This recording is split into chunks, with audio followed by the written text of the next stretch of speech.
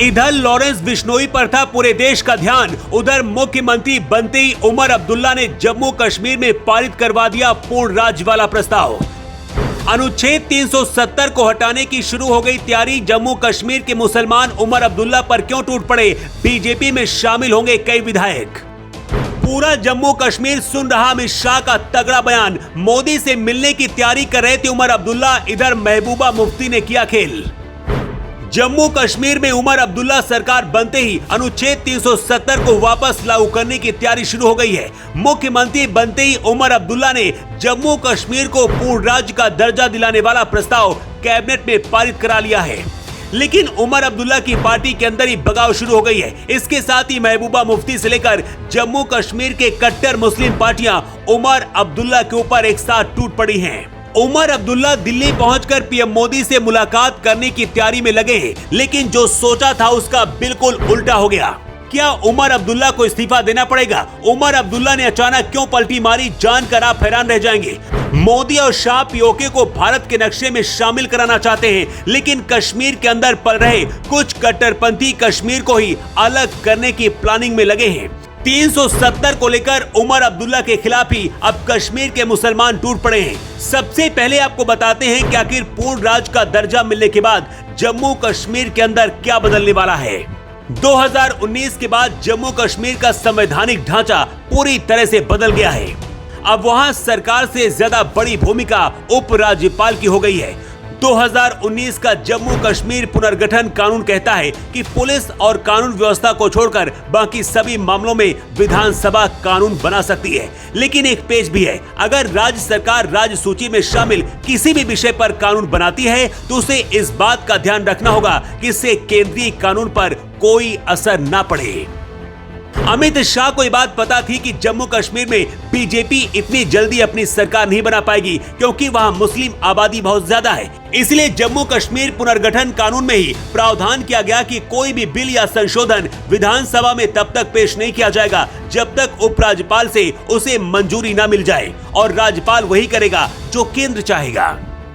कुल मिलाकर अब जम्मू कश्मीर में उपराज्यपाल ही एक तरह से सब कुछ है। अब्दुल्ला सरकार को भले पुलिस कानून व्यवस्था को छोड़कर बाकी मामलों में कानून बनाने का अधिकार है, लेकिन उसके लिए उपराज्यपाल की मंजूरी जरूरी होगी। अगर जम्मू कश्मीर को पूर्ण राज्य का दर्जा दिलाना है तो सारी शक्तियां सरकार के पास आ जाएंगी। जम्मू कश्मीर की विधानसभा हर मामले पर कानून बना सकेगी। लेकिन सबसे ज्यादा हैरान करने वाली बात यह है कि उमर अब्दुल्ला अब लगता है कि मुख्यमंत्री बनने के बाद अनुच्छेद 370 को हटाने वाला वादा भूल गए हैं। यही वजह कि विरोधी अब्दुल्ला पर टूट पड़े हैं।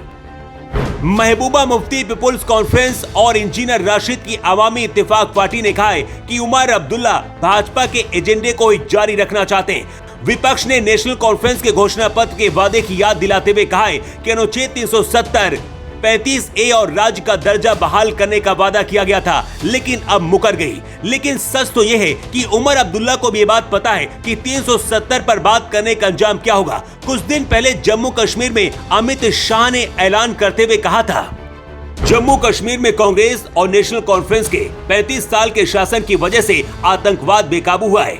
40,000 लोगों की मौत हुई है, 3000 दिन लॉकडाउन रहा और 8 साल अंधेरा छाया रहा। इसके आगे अमित शाह ने कहा था, नेशनल कॉन्फ्रेंस ने अपने मैनिफेस्टो में कहा है कि वो जम्मू कश्मीर के लिए अलग झंडा लाएंगे, 370 को फिर बहाल करेंगे, पाकिस्तान से बात करेंगे, और इसका समर्थन राहुल गांधी की कांग्रेस पार्टी कर रही है। उमर अब्दुल्ला की पार्टी और कांग्रेस के विधायक जो चाहते थे कि 370 बहाल हो, दावा किया जा रहा कि बगावत के मूड में है। कुछ विधायक बीजेपी में आ सकते हैं और कुछ विधायक पीडीपी में भी जा सकते हैं, और अगर ऐसा हुआ तो उमर अब्दुल्ला को इस्तीफा भी देना पड़ सकता है। ऐसे में अब पूरे देश की नजर सिर्फ उस तस्वीर पर टिकी है जब उमर अब्दुल्ला दिल्ली जाकर मोदी के सामने फोटो खिंचवाएंगे। बीजेपी के साथ चलना उमर अब्दुल्ला की मजबूरी भी है और जरूरी भी है, क्योंकि केंद्र शासित प्रदेश बनने के बाद जम्मू कश्मीर में हर फैसला उपराज्यपाल के हाथ में है। ऐसे में अगर मुख्यमंत्री की कुर्सी में बैठकर 5 साल सरकार चलानी है तो उमर अब्दुल्ला को वही करना होगा जो केंद्र की मोदी सरकार चाहेगी। मतलब धारा 370 बहाल होने का सपना देखने वाले अब नींद से जाग जाएं तो ही बेहतर है। मोदी सरकार पूर्ण राज्य का दर्जा तो दे सकती है, लेकिन 370 पर मोदी शाह कुछ भी कर सकते हैं।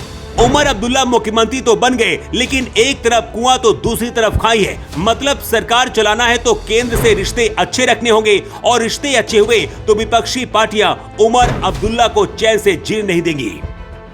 Bureau report.